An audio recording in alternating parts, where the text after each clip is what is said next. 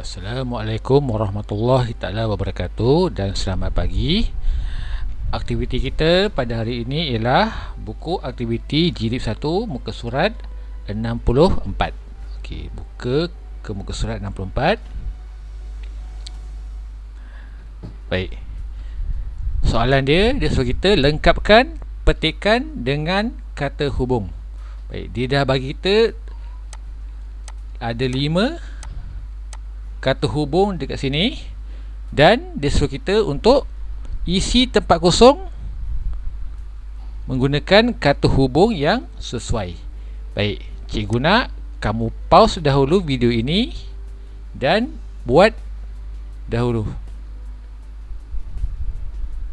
Okey, apabila dah siap, kamu boleh tekan play video ni dan kita akan bincang jawapannya sama-sama.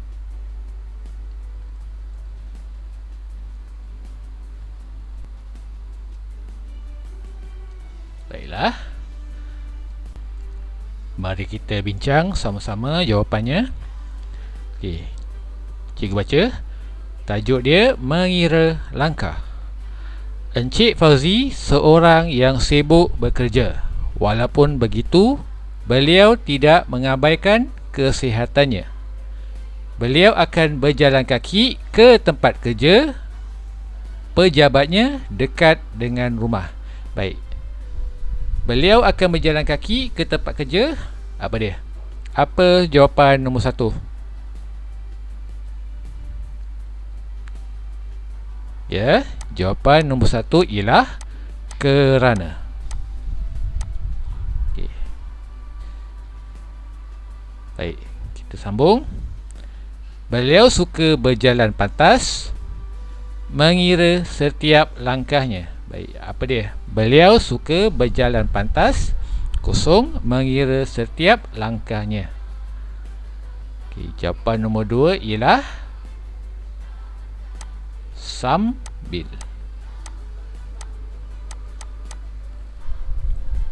Okey, bagus. Seterusnya kita sambung. Apabila sampai di pejabat, Encik Fauzi akan masuk ke pejabatnya, kosong, berehat sebentar. Okey, apa jawapan nombor 3? Encik Fauzi akan masuk ke pejabatnya, berehat sebentar. Ya, jawapannya ialah lalu. Okey, bagus. Seterusnya, selepas itu beliau akan minum air, kosong, makan sarapan yang dibekalkan dari rumah. Okey, apa dia? Beliau akan minum air, kosong, makan sarapan. Okey, minum air dan makan sarapan. Bagus. Dan akhir sekali, begitulah amalan Encik Fauzi pada setiap pagi supaya badannya sihat. Okey, ini ialah jawapan untuk aktiviti muka surat 64. Okey.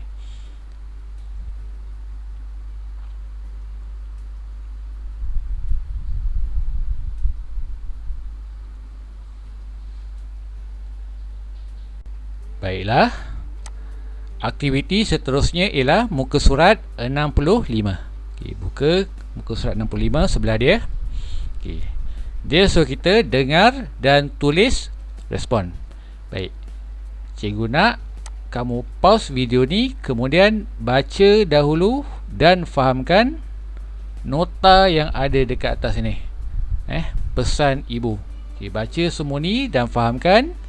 Dah siap baca, dah faham, barulah play semula video ni. Okey, baca.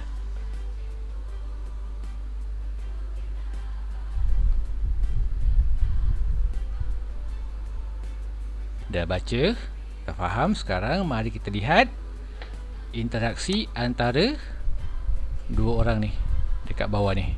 Okey, mari kita lihat sama-sama. Kita baca dulu yang pertama. Abang, ibu berpesan supaya kita ke Padang pada petang ini. Okey, apa yang abang dia jawab? Dia jawab, baiklah Aiman, ibu memang menggalakkan kita bersenam supaya supaya apa? Kita tengok sini dekat atas sini. Okey. Dia cakap, ajaklah abang kamu ke padang pada petang ini. Okey, ni dah tadi. Okey, yang kedua, lakukan senaman di padang agar badan berpeluh. Okey.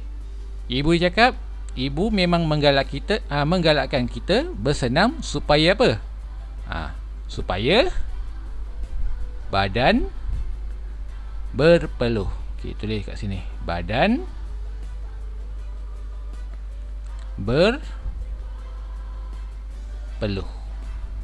Okey, tulis. Okey. Kalau belum siap tulis, pause dahulu. Kalau dah siap, barulah tekan play. Okey, seterusnya ibu juga berpesan agar apa? Okey. Agar kita lihat sini. Yang nombor 3 ni. Mandi selepas bermain. Okey, ambil ni. Mandi selepas bermain. Tulis kat sini. Mandi selepas bermain. Mandi selepas bermain. Okey. Tulis dulu, dah siap, barulah tekan play. Okey. Okey, abang dia jawab, ya, kita perlu mandi selepas bersenam agar agar apa? Kenapa kita mesti mandi selepas bersenam? Okey, jawapan dia tak ada kat sini. Kita perlu tulis jawapan sendiri. Apa dia? Kita perlu mandi selepas bersenam agar tulis kat sini, ikut cikgu. Agar badan tidak berbau busuk. Okey. Agar badan tidak berbau busuk. Ataupun kalau murid-murid ada jawapan lain, boleh tulis kat sini.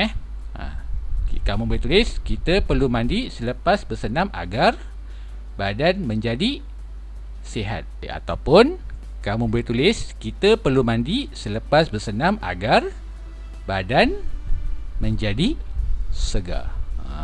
Okey, tulis.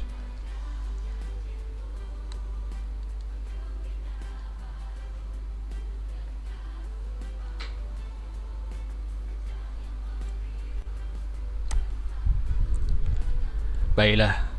Aktiviti kita yang seterusnya ialah muka surat 66. Okey, buka ke muka surat 66 sebelah dia tu. Baik. Okey, kat sini dia suruh kita baca dan tulis idea sampingan. Okey.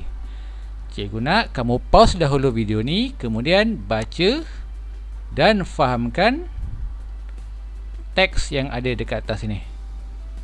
Okey. Pause dahulu video ni. Baca dahulu semua, fahamkan, barulah kita akan bincang apa jawapan dia dekat bawah sini. Okey. Pause dan baca.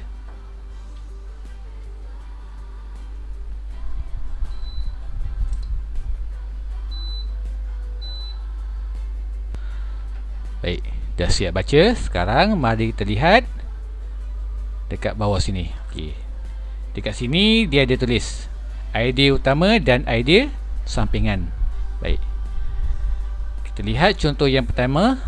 Idea utama dia ialah faedah aktiviti fizikal. Baik, apakah faedah aktiviti fizikal ni? Okay, faedah dia ialah aktiviti fizikal menjauhkan diri kita daripada penyakit. Nampak? Ini. Aktiviti fizikal dapat menjadikan silap kat sini. Lihat, aktiviti ini dapat menjauhkan diri kita daripada penyakit. Okey, ini dia dah tulis. Okey, sekarang mari kita lihat nombor 2 pula. Okey, dia nak contoh aktiviti fizikal. Baik, apa contoh aktiviti fizikal dekat sini? Okey, kita lihat perenggan yang kedua. Apa contoh dia? Lihat, aktiviti fizikal bermaksud aktiviti harian, aktiviti rekreasi dan aktiviti sukan. Mengemas rumah ialah contoh aktiviti harian. Okey, mengemas rumah. Okey, lagi apa dia? Aktiviti rekreasi pula seperti menari, manakala aktiviti sukan termasuklah berenang atau bermain bola. Nampak? Okey, cikgu nak tulis 1, 2, 3 dan 4 dekat sini. Okey, tulis semua kat sini. Mengemas rumah, koma, menari, koma, berenang dan bermain bola. Okey, tulis.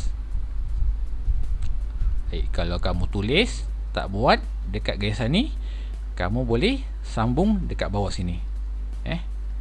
Okey, tulis dulu.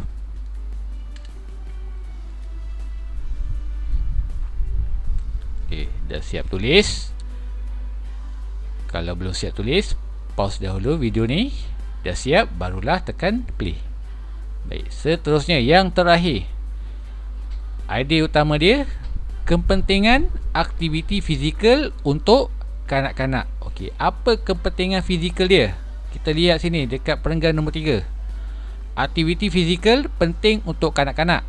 Melalui aktiviti fizikal, mereka dapat bergaul dengan kanak-kanak yang lain.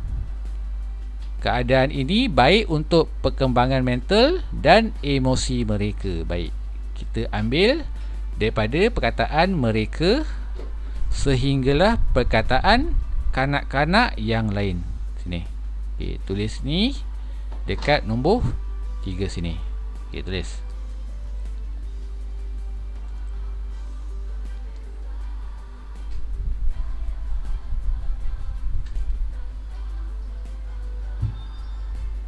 Baiklah, sekian saja aktiviti kita pada hari ini.